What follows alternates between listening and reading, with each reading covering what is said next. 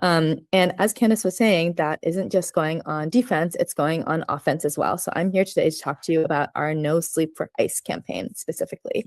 And as I talk, I'm going to give you guys the link to do an action to basically book. Oh, I sent it to the wrong chat.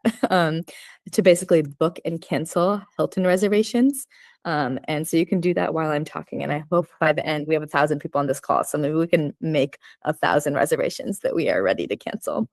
So the core logic of this campaign is exactly what Candace and Beryl and so many others laid out. At the end of the day, ICE thinks they can send in forces to our city, but we are the ones who actually run the city. We are the ones who build the roads, who clear the snow from the roads. We're the ones who staff the hotels, who run the rental car agencies, who run the restaurants. And ICE cannot operate without ordinary people letting them operate. That's like the most key thing for us to wrap our heads around, because they try to make us believe that we do not have power. But the reality is that ordinary people have every ounce of power in this society. And if we start acting like it, then we can actually kick ICE out. And 700 agents down is not a victory, but it is a mark of them understanding that they are not winning in Minneapolis, and we need to keep that pressure up. So that's why we're running our No Sleep for ICE campaign, and we are starting specifically with targeting Hilton. We're targeting Hilton because we, one, know that they're housing ICE in huge numbers across the Twin Cities. Two, we know that they are willing to hold a line. They have said that they won't be used as a literal deportation holding facility, and they won't let ICE use them to hold immigrants. And they also have dropped a hotel that's refused ICE. So what we're showing them is that they have more to lose from standing with ICE than they have to gain. We're showing them that ordinary people are going to boycott them, are going to book and cancel their rooms, are going to make so much noise outside of their hotels that their guests can't sleep, and that they complain that they will lose on their bottom line. They will suffer financial losses if they make this choice. That's what we're showing them right now. And the really cool thing is that it is working. We've been doing a couple of key tactics. We've been showing up overnight in the middle of the night, making a lot of noise. Maybe people have seen this, like maybe put like a heart or thumbs up if you've seen this happening. Okay, I'm seeing some of them coming up. Yeah, so we've been showing up in the middle of the night, making a lot of noise and waking people up. We have been booking rooms and then canceling them last minute when we have free reservations, to basically make them lose money, and also to make sure that ICE cannot actually themselves book rooms. We have been flooding their reviews. We have also been running a citywide campaign to revoke the liquor licenses of hotels that are housing ICE as a way to show them that the city will not cooperate with them. So we've been going at every single angle. And the reason we picked Hilton in part was because there are so many angles to go in on this campaign at. Many people have a Hilton near them. We can have workers refuse to house ICE. We can have managers refuse to have ICE, and all the way up to the corporate level. We can have the corporation itself say that ICE is not welcome in the hotel. And the really cool thing is that it's really been working. We have distributed a tip line across the country and in Minneapolis where hotel workers can give us tips about where ICE is at. We've had workers thank us for coming. We've had managers call and let us know that ICE is there and ask us to do a noise protest there to get an excuse to kick ICE out. We've had an increasing number of hotels actually start to kick ICE out. If you go onto Hilton's social media right now, you can see every single post from when ICE entered Minneapolis is flooded with comments saying, "Oh, I know that you host ICE here. I'm never going to Hilton again. I'm canceling my Hilton Honors membership." It's honestly really fun to pull up your Instagram and scroll through the comments because you can just see the incredible impact we've already had.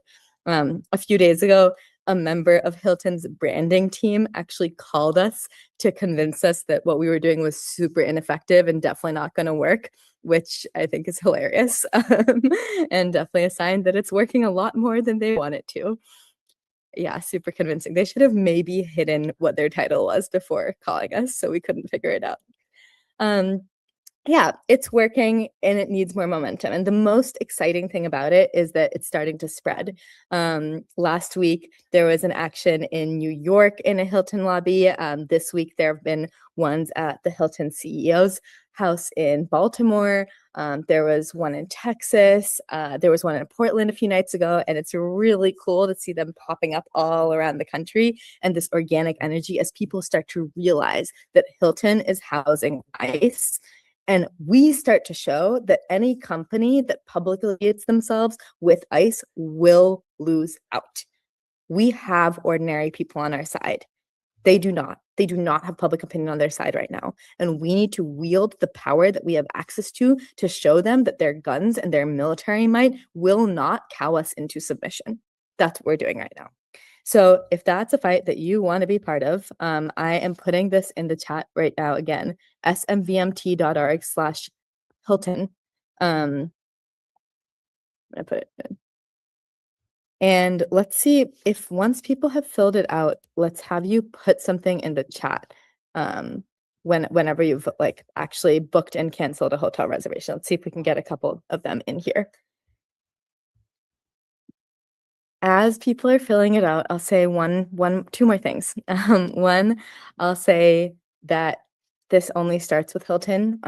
We want Hilton to kick out ICE, but this is the beginning. This is like the first domino in a long row of dominoes that first it's Hilton, and then it's every hotel company, and then it's like every company that wants to make money right now. And then it's like the police and the military defecting. It's like Republican lawmakers. And what we are actually doing right now is creating a mass movement so powerful and so large that Trump cannot hold on to power, and that we are actually able to not only oust Trump, but win the political and structural changes to our system that we need in order to build a better world. That's the movement we're building right now. That's the movement that you all are right here and as part of.